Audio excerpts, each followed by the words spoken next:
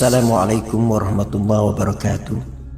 Saudara-saudari pencinta ilmu rahimakumullah. Jika kamu semua melihat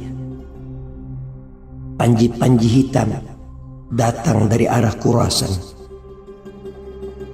maka sambutlah ia walaupun kamu terpaksa merangkak di atas salju. Saudara-saudari, sesungguhnya di tengah-tengah panji-panji itu ada khalifah Allah yang mendapat petunjuk. Maksudnya ialah Al-Mahdi. Hadis riwayat Ibnu Majah, Abu Nuaim dan Al-Hakim. Kita telah lama diperkenalkan tentang hadis-hadis akhir zaman. Kita juga selalu sering mendengar tentang hadis Nabi mengenai ikhwan dan ashaib, yaitu satu kelompok yang dirindui oleh Nabi SAW. Kelompok inilah yang akan bersama-samanya Imam Mahdi memerangi Dajjal. Kita juga mendengar tentang tanda-tanda kemunculan Imam Mahdi.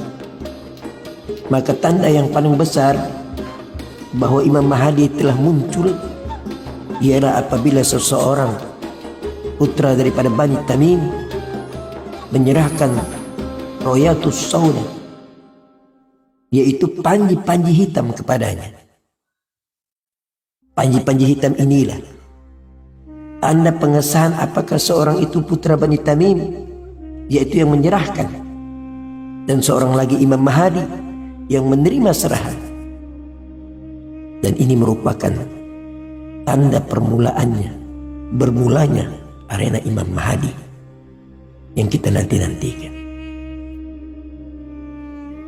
Sebagaimana Dajjal mempersiapkan bala tenteranya, Al-Mahdi juga telah dipersiapkan Allah tentera-tentera yang akan marah pada pertempuran mega akhir zaman nanti. Puak-puak sekutu Dajjal sentiasa mencari lokasi sebenar kemunculan Imam Al-Mahdi dan tenteranya. Ada hadis Nabi yang menyatakan, mahfumnya, apabila keluar panji-panji hitam dari arah Khurasan, tidak akan ada sesuatu apapun yang dapat menolaknya hinggalah dipacakkan di Ihya At-Tirmizi. Khurasan yang dimaksudkan sebenarnya itu di mana? Berbagai pendapat mengenai tata letak lokasi ini, sehingga hari ini belum ada lokasi yang tepat mengenai kedudukan Khurasan ini. Khurasan sangat dikenali sama ada golongan pejuang maupun yang memusuhi Islam. Ia adalah sebuah wilayah yang sejak 1400 tahun yang lalu bakal diprediksi sebagai tempat kemunculan para saudara dan para pendukungnya Imam Mahdi. Sabda Nabi SAW, panji-panji hitam akan keluar dari arah Khurasan, dan sementara itu para saudara Al-Mahdi akan keluar pula menuju ke Baitul Maqdis. Nah, hari ini kita tinjau dari berbagai pendapat. Khurasan juga dikenali sebagai kawasan yang bergunung ganang dengan iklim yang ekstrim, dan melalui musim panas yang kering dan musim dingin yang bersalji. Ini bersesuai dengan hadis Nabi, yaitu jika kamu semua melihat panji-panji hitam datang daripada arah Khurasan, maka sambutlah ia walaupun kamu terpaksa merangkak di atas salju. Sesungguhnya di tengah-tengah panji itu ada khalifah Allah yang mendapat petunjuk. Maksudnya ialah Imam Mahdi. Saudara-saudari pencinta ilmu rahimakumullah, kawasan ini dikatakan sering menjadi pusat terjadinya gempa, meskipun dianggap sebagai kawasan yang memiliki populasi penduduk termiskin, hingga jika pasukan serta teknologi yang diturunkan walaupun tidak terbilang jumlahnya, namun Khurasan seolah tidak akan terjamah oleh tangan sesiapapun untuk menguasainya. Adakah mereka hanya boleh dikuasai oleh Imam Mahdi? Sabda Nabi SAW, Al-Mahdi akan muncul setelah keluarnya panji-panji hitam dari sebelah timur, yang mana pasukan ini tidak pernah kalah dengan pasukan manapun. Ibnu Majah. Yang mana hadis ini membawa para pengkaji untuk melihat beberapa kekuatan kerajaan Islam yang pernah muncul dan kumpulan pejuang yang mereka anggap militan Islam sehingga hari ini tidak mampu dikalahkan. Maka serangan demi serangan dilancarkan ke atas negara Islam bagi menguji apakah mereka mampu dikalahkan atau sebaliknya. Persoalannya, adakah mereka sudah wujud? Adakah batalion itu wujud? Kenapa mereka bersembunyi? Ya, mereka memang sudah wujud dan menanti pembayaan Imam Al-Mahdi secara total sebelum keluar berjuang bersama-sama baginda menegakkan kembali syiar Islam di atas muka bumi yang tercintai. Mereka tidak bersembunyi sebenarnya. Mereka tidak bersembunyi. Namun jejak mereka sukar diintip atas kehendak dan kekuasaan Allah Subhanahu wa taala selagi belum sampai masanya yang telah ditakdirkan Allah. Kekuatan mereka sangat luar biasa. Mereka tidak mampu dipatahkan oleh sesiapapun.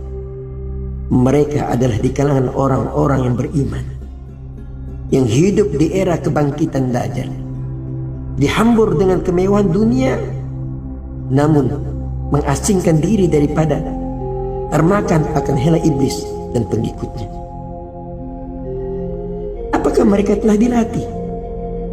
Apakah mereka telah dilatih dengan ilmu mempertahankan diri dan peperangan? Justru inilah yang amat ditakuti oleh pengikut Dajjal.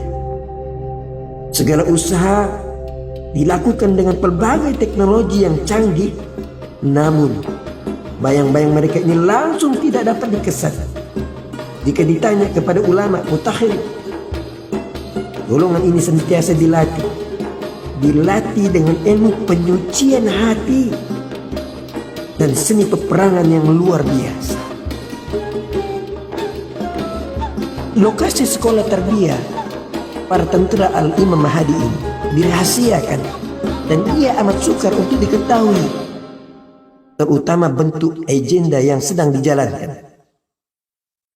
Maka tidak heranlah kenapa sekolah atau institusi agama, pondok dan universiti Islam senantiasa dipantau secara halus bagi mengenal pasti tujuan ini, namun ia masih gagal. Saudara-saudari pencinta ilmu, apakah mereka terlibat dengan agenda peperangan yang sedang berlaku di Timur Tengah atau negara Islam yang menghadapi konflik?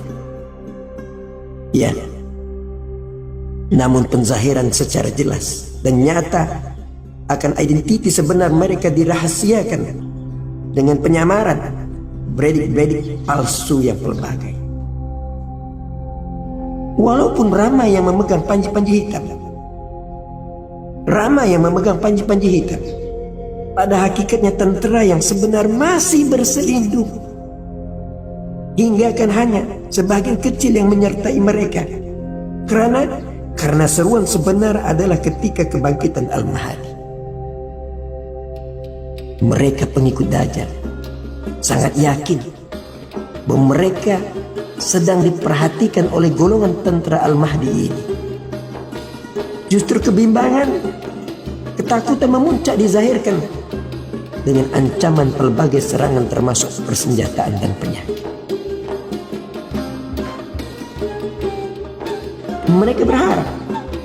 Mereka berharap segala perencanaan yang mereka telah lakukan sejak ribuan tahun yang lalu mampu mematahkan dan melumpuhkan tentara Al-Mahdi yang kini sedang memerhatikan dan memantau mereka daripada jauh. Justru bilakah masanya? Bilakah masanya itu akan tiba? Sesungguhnya ia sudah terlalu dekat, terlalu dekat, terlalu dekat. Janji Allah pasti akan berlaku seperti mana aturan sunnahnya Allah Subhanahu wa ta'ala.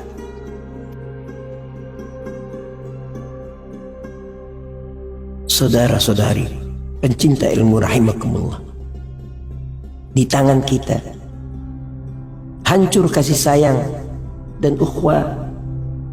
Mulut-mulut kita menyebarkan fitnah, menyebarkan keburukan satu sama lain. Adakah kita orang yang Imam Mahdi yang boleh diterimanya? Sikap dan perangai tidak boleh melihat orang lain lebih daripada kita, orang lain lebih senang daripada kita. Bila berkuasa dengan semudahnya kita sepak terjang orang. Adakah sikap ini yang Imam Mahdi mau terima? Kalau ini tidak berubah, maka Tuhan yang Maha Kuasa boleh saja datangkan orang lain gantikan kita. Orang yang masih kasih sayangnya bukan sekedar di mulutnya, tetapi pada perbuatannya. Orang yang berkorban bukan pada slogannya, tetapi pada tindakannya. Saudara-saudari rahimakumullah, nampaknya dalam melayakkan diri untuk menjadi calon-calon tenteranya Imam Mahdi, kita tidak tahu di mana letaknya kita. Apatah lagi bila pemimpin penyelamat tiba, maka di masa itu kalau kita masih dengan sikap yang sama, maka ternyata bukan kita orangnya. Maka kita berdoa, semoga Allah menambahkan kekuatan keimanan kita untuk menuju kepada kehidupan akhir zaman, untuk menanti datangnya Imam Mahdi. Dan yang lebih penting, yang lebih utama adalah mempersiapkan diri kita dengan amal apa yang diperintah ataupun yang dilarang oleh Allah Subhanahu wa ta'ala. Assalamualaikum warahmatullahi wabarakatuh.